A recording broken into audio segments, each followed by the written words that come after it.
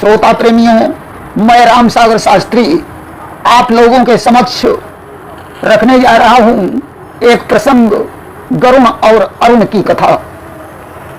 देखिए, महर्षि कश्यप की 13 पत्नियां थीं। जिस तरह से दिति और अदिति में सवतियादाह था, उसी प्रकार कद्रू और विनिता के बीच सवतियादाह चल रहा था कि दिति और अदिति में जिस प्रकार सवतियादाह दर्शाता था, वही कद्रू और विनिता में खींचातानी का नाता था। एक बार की बात है, कद्रू और विनिता ने पुत्र की कामना से कश्यप ऋषि की बड़ी तपस्या, बड़ी सेवा की। सेवा भाव से प्रसन्न होकर कश्यप ने उन दोनों से मनचाहा वरदान मांगने को कहा। कद्रू ने हाथ जोड़कर निवेदन किया, स्वामी, मैं समान शक्ति वाले 1000 नाग पुत्र पाना चाहती हूं। कश्यप ने एवं मस्तु कह दिया और विनिता से बोले, देवी, तुम भी कोई मनचीता वरदान मांगो। विनिता बोली, स्वामी, मुझे 2 पुत्रों का वरदान दीजिए जो कद्रू के पुत्रों से अधिक गुणवान हो। कश्यप ने तथास्तु कह दिया। कालांतर में कद्रू ने 1000 अंडे दिए और विनिता ने 2 अंडे दिए। 500 वर्षों तक अंडों का सेवन करने के बाद कद्रू के 1000 नागपुत्र अंडों से बाहर आ गए, परंतु विनिता के अंडे ज्यों के त्यों रखे रहे। अधीर होकर विनिता ने एक अंडा स्वयं फोड़ डाला, जिसमें से एक पुत्र निकला जिसका आधा अंग कमजोर था। वह माता की इस नादानी पर क्रोधित हो गया। उसने कहा कि हे मां, तूने मुझे समय से पहले जन्म देकर अपंग बनाया है, इसलिए मैं तुझे श्राप देता हूं कि तुझे 500 वर्षों तक विमाता की दासी बनना पड़ेगा। अब दूसरा अंडा समय पर फूटने देना, उससे जो पुत्र होगा वही तुम्हें दासी भाव से मुक्त कराएगा। तेजोमय अरुण कांति के कारण उस बच्चे का नाम अरुण पड़ा और जो आकाश में चला गया। सूर्यदेव ने उसे अपना सारथी बना लिया। इसके पश्चात कुछ समय के उपरांत गरुण जी का जन्म हुआ, जो प्रलय काल की अग्नि के समान प्रकाशित हो रहे थे। देवता उनके तेज को नहीं सहन कर पाए। उन्होंने गरुण जी की बड़ी स्तुति की। गरुड़ ने अपने तेज को समेट लिया। एक बार की बात है, सिंधु का मंथन हो रहा था। उसमें से उच्च श्रवा घोड़ा निकला, जिसका सारा शरीर सफेद था। कद्रू और विनिता में बहस छिड़ गई। कद्रू कहती थी कि उच्च श्रवा घोड़े की पूंछ काली है, विनिता कहती थी नहीं, उसकी पूंछ सफेद है।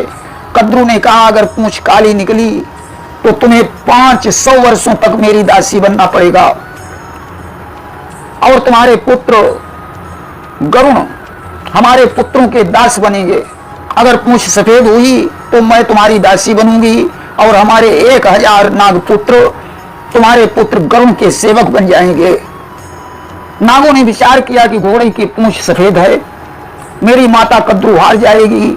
अतः नागों ने घोड़े की पूंछ में लिपटकर उसका रंग काला बना दिया। जाकर देखा तो पूंछ सफेद के बजाय काली थी। आज चालाकी से कद्रू ने विनिता को अपनी दासी बना लिया और अनेकों प्रकार के कष्ट देने लगी। एक दिन गरुड़ ने नागों से निवेदन किया कि तुम्हारा कौन सा काम कर दें जिससे मेरी माता को दासी भाव से मुक्ति मिल जाए।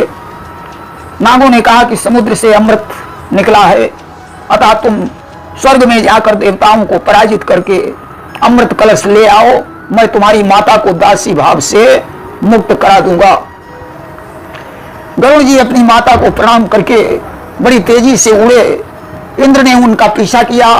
उन्होंने गरुड़ के पंखों पर वज्र का प्रहार किया, जिससे गरुड़ का एक पंख टूट गया।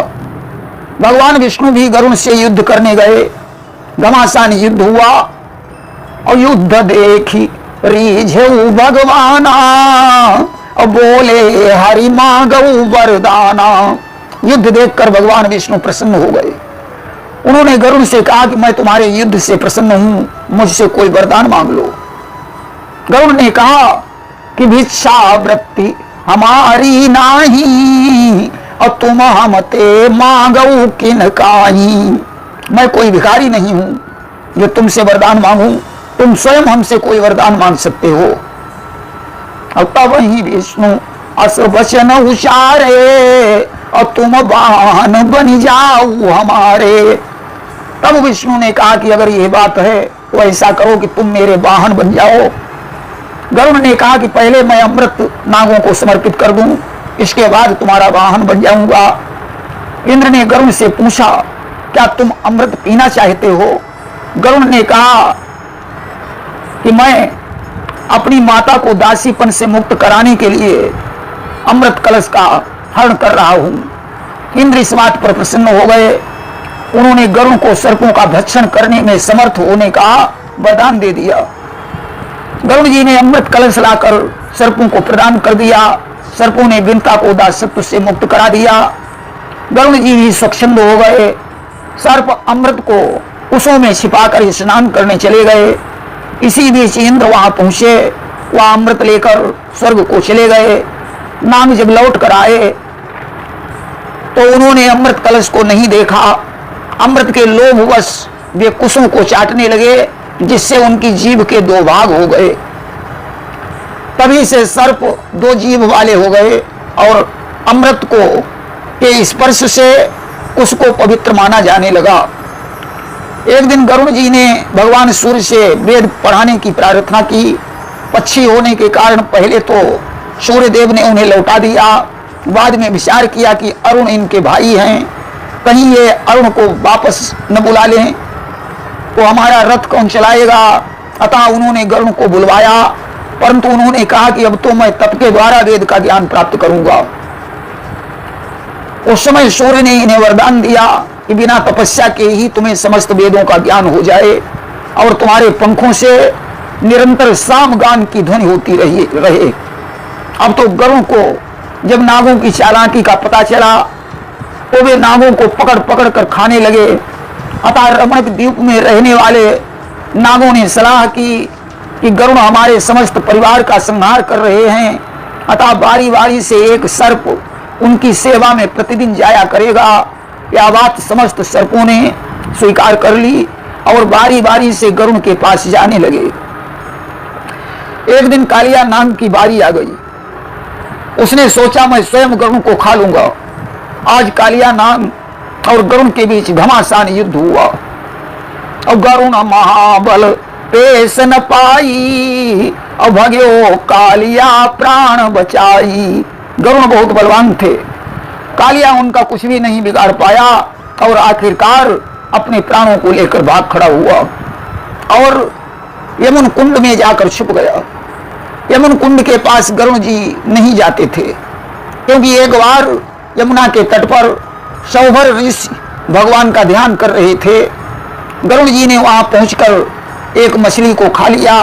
इस पर सौभर ऋषि ने गरुड़ को श्राप दे दिया कि यमुना कुंड ढिंग जब ही यही हई और तुरंत ही गरुड़ भस्म हुई जही हई।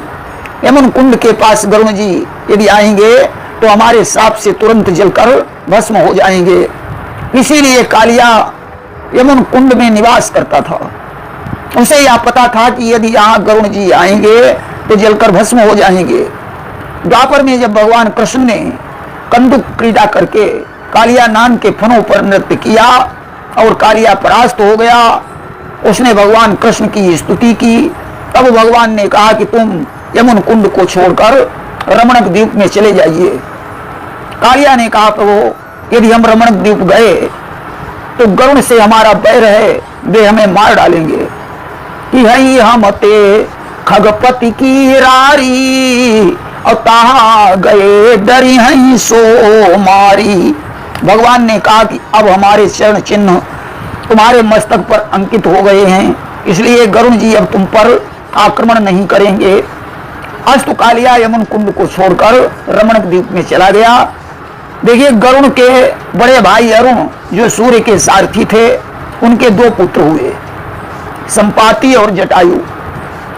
जब दोनों में सूर्य के पास तक पहुंचने की होड़ हो गई तो संपाति सूर्य के समीप पहुंच गया और उनके तेज से उसके पंख जल गए। वह समुद्र के पास पृथ्वी पर गिर पड़ा। जटायु तो आकर पंचवटी में रहने लगा। महाराज दशरथ से आखेट के समय इसका परिचय हो गया।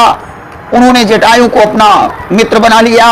जिस समय रावण ने सीता का हरण किया था उस समय जटायु ने रावण को ललकारा और उसके साथ युद्ध किया कि जानकी हरण कियो रावण मरण काज, सुनि सिय बाणी खगराज दौड़ो आयो है।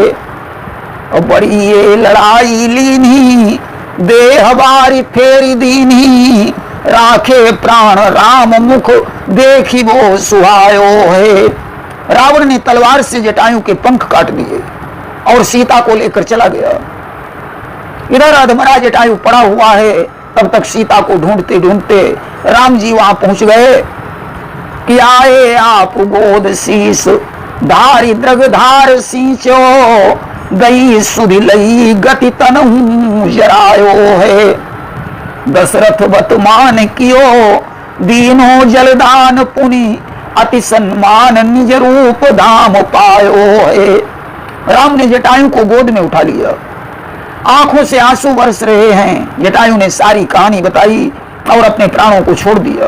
जटायु चतुर्भुज रूप होकर वैकुंठ को चला गया। राम ने अपने हाथों से उसकी अंत्येष्टि क्रिया की और जलदान दिया। जो गति मुनियों को दुर्लभ है, भगवान ने वह गति जटायु को प्रदान की। प्रेम से बोलिए सियावर रामचंद्र की जय।